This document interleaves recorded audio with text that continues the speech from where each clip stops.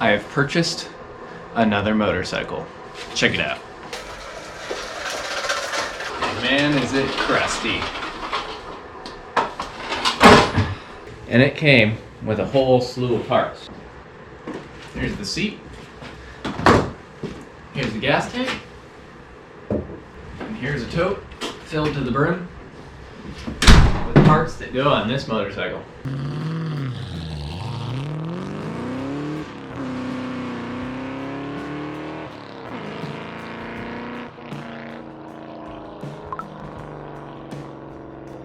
Welcome back to another episode of Misplaced Garage.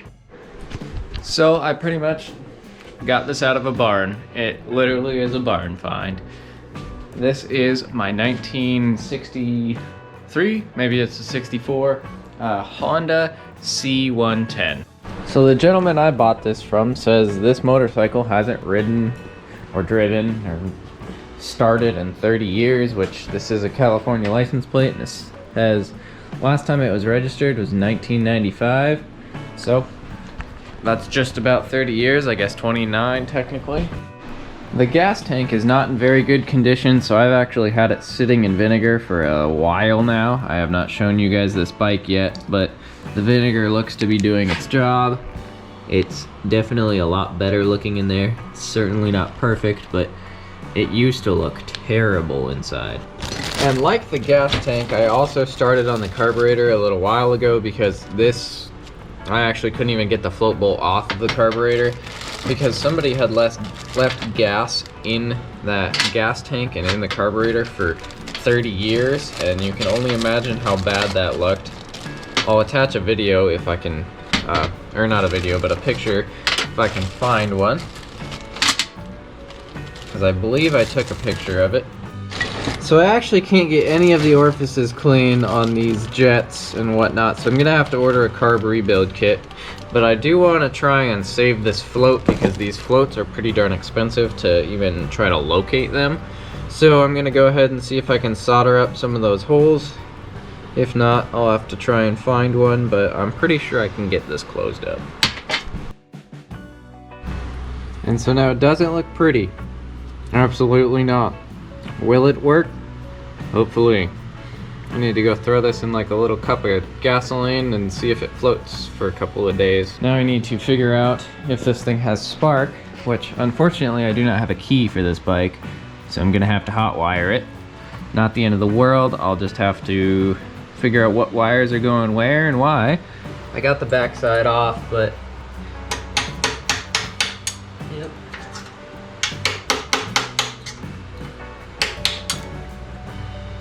Well, I did end up having to break the ignition, unfortunately, so this kind of just fell apart once I started messing with it.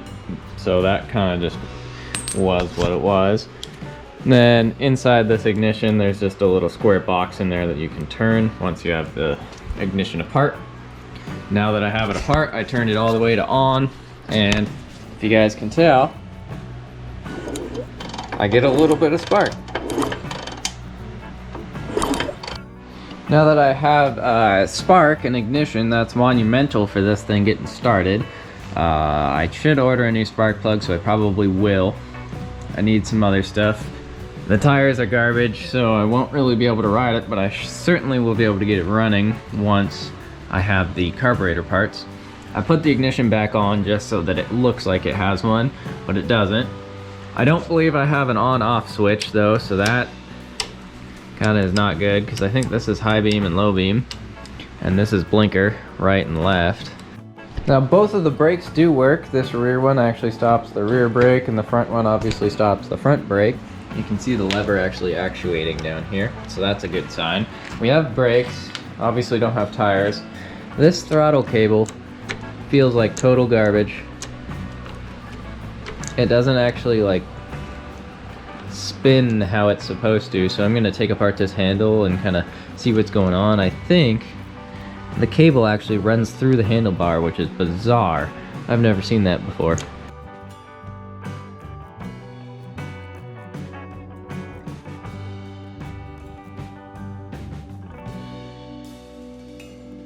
And it actually turns now. It doesn't spring back into place because it doesn't have the throttle cable attached. So that's a lot better than it was. It moves actually pretty freely now. I don't feel any major resistance. So that is a big piece of the puzzle there. Hopefully this cable doesn't snap right when I begin to use it, but better than it was. Now it's time to check to see if this transmission even has fluid in it. I really hope it does, I guess. I don't know. Do I hope it has it in it? Do I not? Ooh, why is it red? Why is this looking mighty red?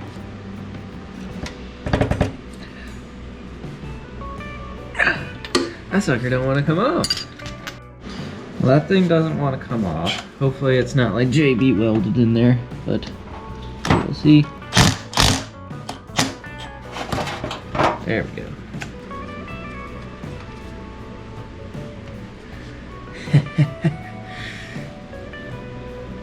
I really hope that's not all the more oil that's in there. But I guess it probably all leaked out. And it is red, like I was saying. Not sure what's going on with that. So this says it's supposed to take 7 liters, so that's pretty much 700 milliliters. I have 700 milliliters in here. What I took out certainly was not 700 milliliters. Anyways, guys, so now I got the oil in there. Everything is pretty much good to go. Now I just need to order a whole bunch of parts. Hopefully I can find a whole bunch of parts. Yeah, this is a pretty neat motorcycle. I've never worked on a 60s bikes. I've only had like 70s and up. But yeah, if you guys like me working on these old motorcycles, getting new ones, checking them out, getting them running, please leave a like, comment, and subscribe, and I will see you in the next one.